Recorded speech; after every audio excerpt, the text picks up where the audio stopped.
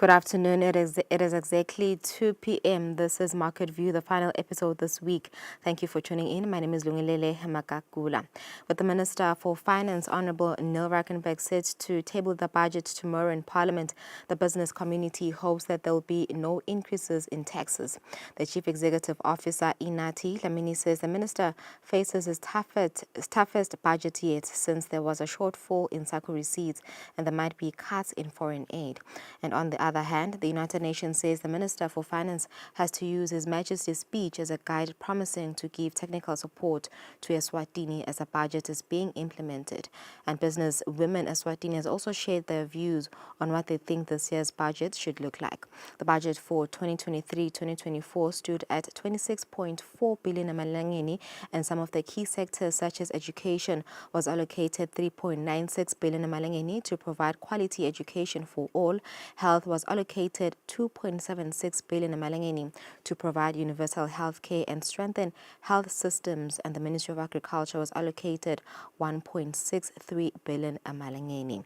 In our business news today, there has been a decline in external financing of SDGs in developing economies, including the Kingdom of Eswatini.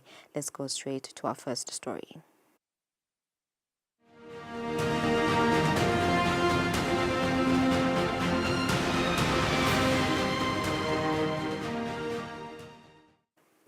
There's been a decline in external financing of sustainable development goals in developing economies, including Eswatini. This means that globally, 85% of these targets are now off track. This now puts pressure on countries to raise funding as foreign direct investment to developing economies is also shrinking.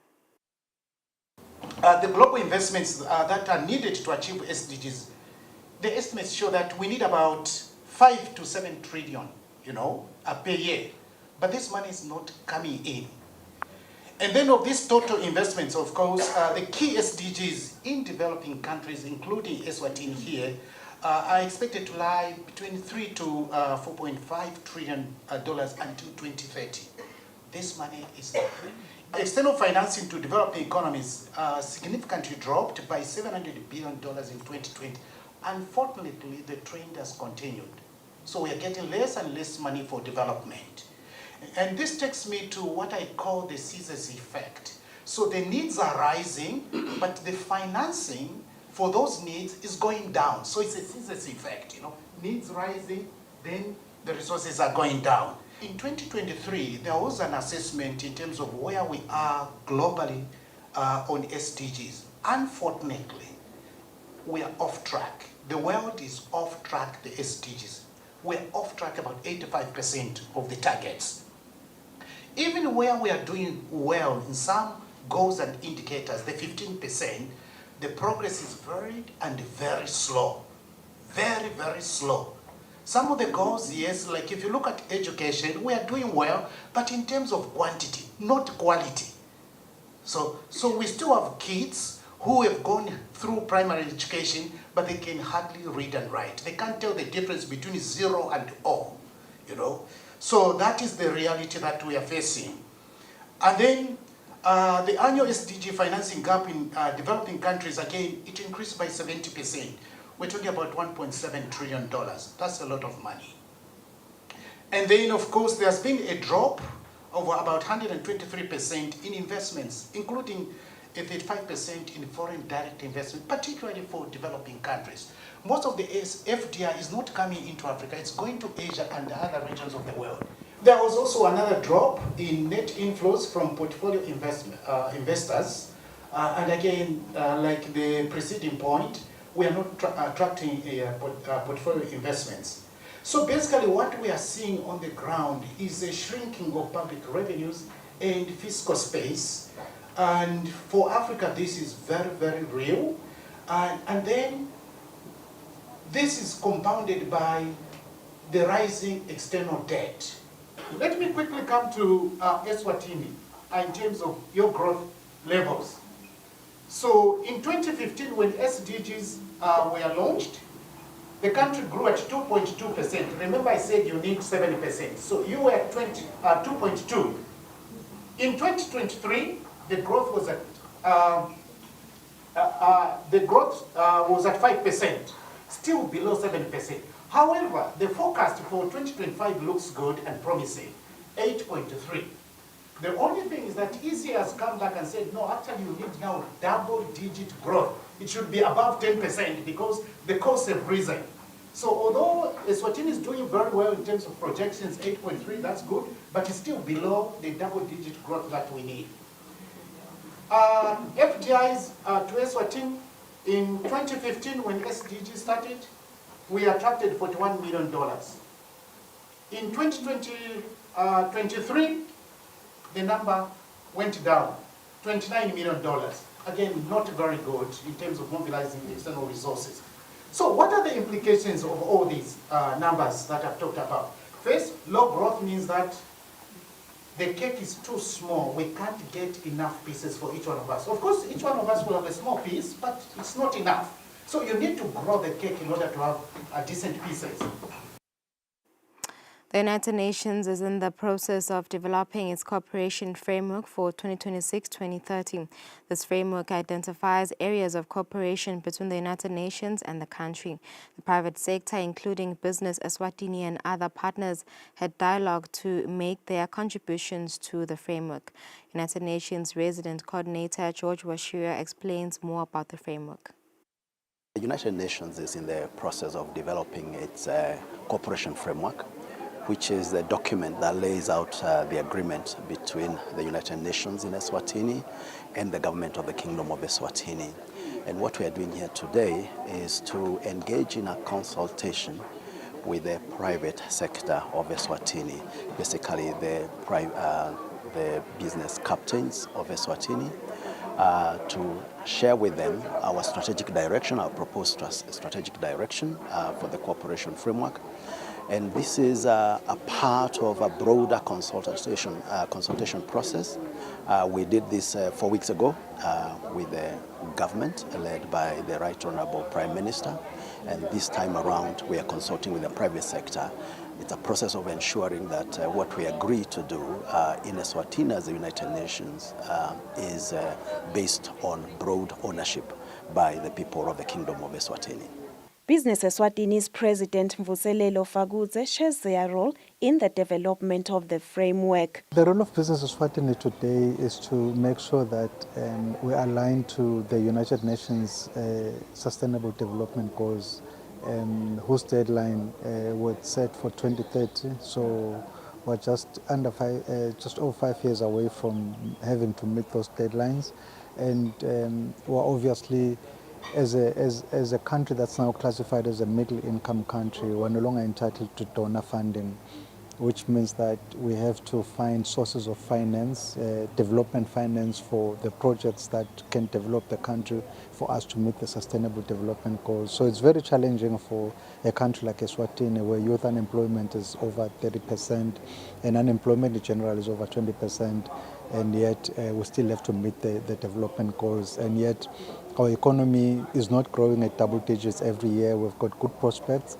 but at the same time, it means that as private sector, we have to do more to create jobs, to expand the economy, and make sure that we can contribute to the Sustainable Development Goals, of the 2030 agenda, as it were. The President has also spoken on the lack of financing for sustainable development goals, stating that the private sector has to also take charge. There is more of financing opportunities in terms of foreign direct investment that's going to Asia than Africa.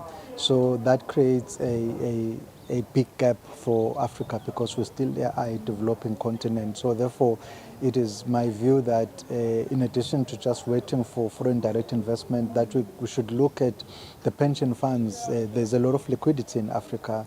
Those pension funds can start to direct some of their investments into financing the projects that will take people out of poverty and increase economic activity and create more employment for young people in general on the continent and in the kingdom. We need to grow our economy by more than 10% per annum, period. And every company has to have plans of what they're going to do to contribute to this in Eswatini and on the continent. And I think we need to be more deliberate about that. We need to be more deliberate about talking to other investors. I mean, the World Bank is doing a lot of projects, for instance, in the country with the government. We have been approached by the International Finance Corporation, which is a division of the World Bank, to also want to assist the private sector. So we want to partner with those sources of funding and be deliberate about targeting projects that are going to make a economic impact in the country. So I'm very optimistic about the development goals. The United Nations Sustainable Development Goals include no poverty, quality education, gender equality, clean water and sanitation, as well as affordable and clean energy, amongst others. For Market View, Nelson Dlangamandla, Vuminkosi Nzinisa, Ezulwini. That marks the end of our business news. Thank you for staying with us. It's 11 minutes after 2. We continue after the break. Stay with us.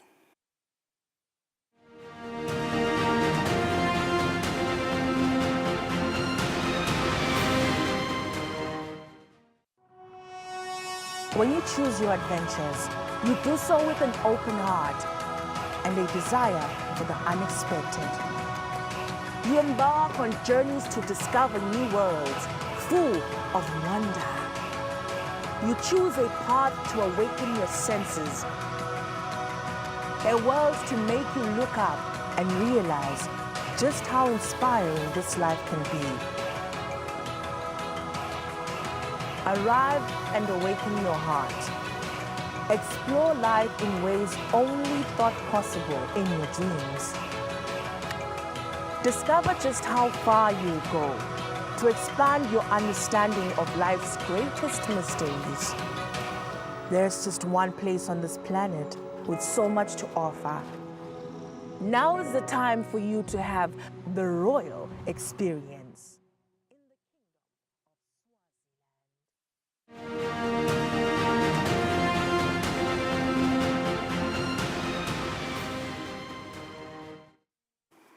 Welcome back. This is Market View. Thank you for staying with us. We continue with our program. With the Minister for Finance, Honorable Neil Rackenberg, set to table the budget tomorrow in Parliament. The business community hopes that there will be no increases in taxes. The Chief Executive Officer, Inati Dlamini, says the minister faces his toughest budget yet since there was a shortfall in sacred receipts and there might be cuts in foreign aid. We have huge expectations of the budget, that not only will it address the key priority areas that we are looking at as a business, but also that it will be inclusive. We'll also appreciate as a business community that this speech occurs against a very, very, very challenging backdrop. If you're looking what's happening around the world and around the region, which means the geopolitical landscape under which we are working, the unpredictability of the environment generally, not within the region and all over the world. There's just too many balls in the air and we don't know which one will land first. And now the Honourable Minister has that challenge to create a budget which will address so many unknowns. In other words, we are saying we appreciate the difficult position in which he finds himself, but he has been arguably one of the best finance ministers, and I'm hoping he's done very well, and I'm hoping even this time around he lead the country through this mess. We are also keenly aware and very worried the dwindling sacred receipts, and you talk about a shortfall of 2 billion. 2 billion is a lot of money. You talk about a possible loss of budgetary contribution for the health sector, and we know what's happening around the world, the PEPFARs and etc., and the medicines. That money we might end up even losing it, which means the Minister of Finance has to find ways to get that fresh funding. So if you look at a shortfall of 2 billion and possibly another shortfall of 1 billion this side, generally speaking, you're looking probably a shortfall of 3 billion, which you had last year, now you don't have. The question, Honourable Minister of Finance, where do you find that? We will trust on your creativity, as usual. that you will creatively find avenues to find that money without burdening the taxpayer. We are asking him, and humbly so, please, Honourable Minister, do not raise taxes. The private sector is not ready for that. The people are not ready for that, because we are still really trying to get out of the after effects of COVID and social unrest and etc. We're still trying to get our houses in order. We're not stable yet. Maybe in the next few years we can talk about that. So there is a lot of expectations and a lot of unknowns. All of us are going to Parliament tomorrow, keenly waiting to say what magic trick is he going to pull with the minister. But I'm sure it's going to be something very exciting. The United Nations says His Majesty King Mswati III has already laid the foundation and set the tone for this year's budget. They say the Minister for Finance, Honourable Neil Rakenbach, has to use His Majesty's speech as a guide, promising to give technical support to Eswatini as the budget is being implemented. Last week at the opening of Parliament, His Majesty King Mswati shared his speech from the throne, and we understand the speech from the throne as a broad policy statement that suggests where the country wants to go. And His Majesty did highlight key areas that are of interest to us. He talked about the need to pay attention to young people and employment creation. He talked about issues of energy. He talked about issues of investing in technological transformation, digital transformation, and he talked about micro, small and medium enterprises and so on. So one would expect that in many ways the budget will be responding to that broad policy statement in ways that enable Eswatini to expand its economic development in line with the vision of becoming a developed country. Eswatini is now a middle-income country, so the United Nations, there was a time when we would be considered a donor country. Now what we try to do, because a country like this does not attract donor funding anymore, we try to leverage our technical expertise to support government in laying in place all the policy frameworks, the regulatory frameworks, connecting with potential investors, helping them think about what we call market-ready projects that could attract investments. So we are here as a partner that supports the government to strengthen its capacities to plan for long-term development and then attract the necessary mix of financing. For example, if you talk about energy, energy is a key area if the country wants to grow economically. And we're talking about how does Eswatini consider the energy mix, for example, that we will need to power its development. Also paying attention to the idea that we are also talking about sustainability as well. How do we move from being reliant on energy imported from outside to our own energy, while at the same time also paying attention to sustainability. Businesswomen in Eswatini have also shared their views on what they think this year's budget should look. We spoke to the Chief Executive Officer, Toki Hao, who, after sharing the key priorities, stated that they will work with government and stakeholders concerned to support the implementation of the budget. As our king has spoken, we was talking about the Ngwe and running and creating jobs. I think right now what we are faced with is the unemployment. So what we need to focus mainly on is how do we create jobs around the energy around us, what do we do going green, and the UN as well, as we are here today coming to discuss and talk about what do we do about creating that space. So that is what we are expecting. All right, and that's it for the business community's views on what is expected from Minister for Finance Neil Rakenbach tomorrow as he tables this year's budget speech. After the break, we connect with Sanel Sbia for today's financial market.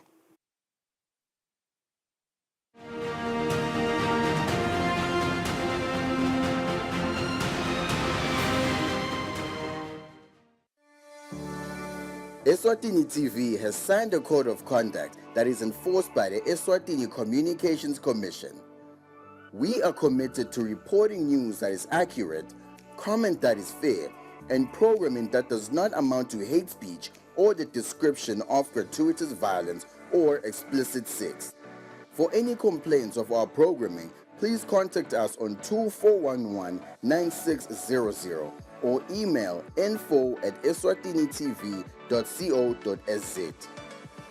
You can also contact the Eswatini Communications Commission on 2406-7000 or write a letter to ECCOM on PO Box 7811 Mbabane.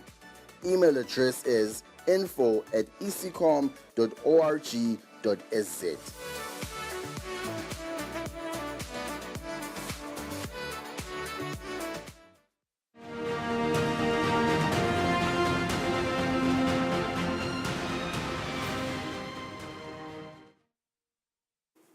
Welcome back. You're still tuned into Market View. This is the final episode this week. Thank you for staying with us. We now are joined by Senator Sbiya, our in-house economist for today's financial markets. Good afternoon, Mr. Sbiya. Thank you for tuning in. Let's start with the U.S. The U.S. inflation numbers were released yesterday, and it seems that inflation has gone up to 3% for the first time since June last year. Take us through what's happening in the markets today. Good afternoon, Lungalele, and good afternoon to you at home. So what we're seeing happening in the U.S. is, just a mixed reaction to those inflation news and to those Trump policies that we are seeing.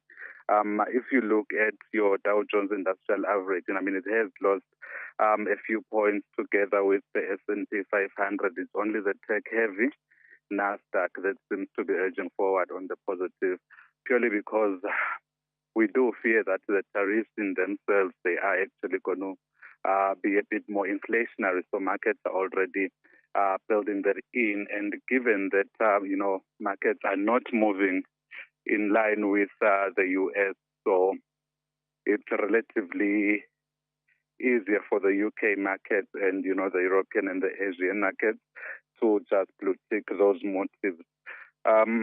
So that's why we're seeing those mixed movements in the markets today, Lungelele. And moving forward into Europe across the pond, again, what we're seeing is just subdued activity within London. If you look at the TSE 100, it has lost a bit of ground. But when you come into Germany and, and into Paris, you can see that those markets remain on a relative strong footing. That's purely because we've seen the European Union coming out to really call out President Trump in terms of his policies, and we're seeing that the union that is likely being built between Mexico, Canada, and Greater Europe. So that is now somehow cushioning those movements and that likely expectation of those tariffs that President Trump will likely bring.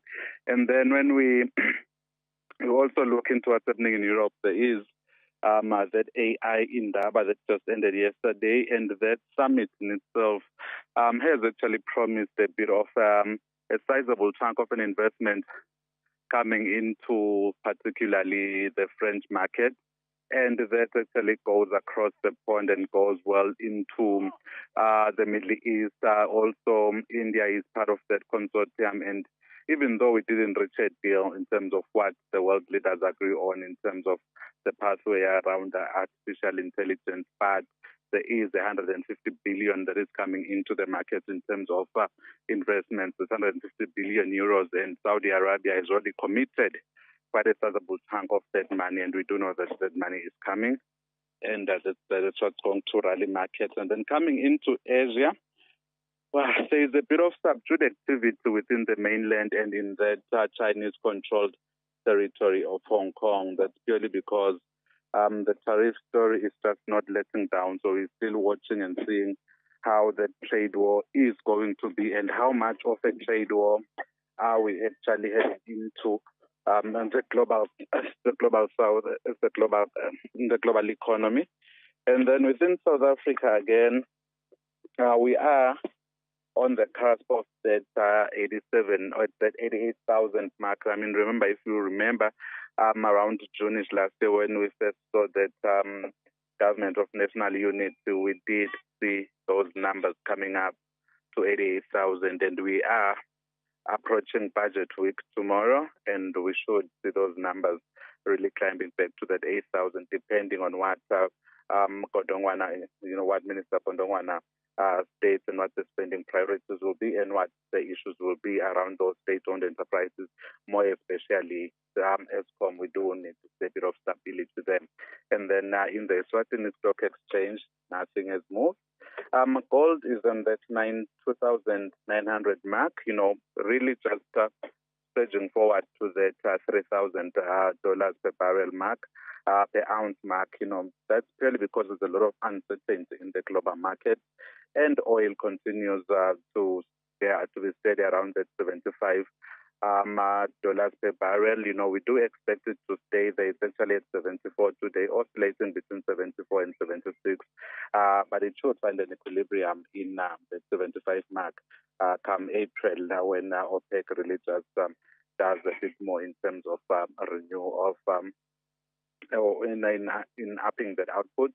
And we've already seen Marco Rubio and the Defense Secretary coming up to a level position around Ukraine. So markets are also trying to move to that. It seems like that war is about to end. We're seeing President Zelensky also talking about a peaceful resolution and being ready to give up some territory for the sake of peace. So that war is about to resolve. That's what the indicators are showing. And in the currencies, you can see that we've gained a bit of strength against the dollar. And we've lost a bit of strength against the euro. That's because of those uncertainties that are abound in the global economy. Thank you. All right, thank you, Mr. Spia, for that analysis and your insight today. That was Mr. Sanele Spia, in-house economist, who has just given us his market analysis for today's financial markets. Thank you for tuning in. We've come to the end of our program today. This was the last episode of Market View this week. We'll see you again next week, Monday, at exactly 2 p.m. If you've just tuned in, you can still watch this episode on our YouTube page. It's Eswatini TV. We'll see you next week. Enjoy the rest of your day and have a lovely weekend.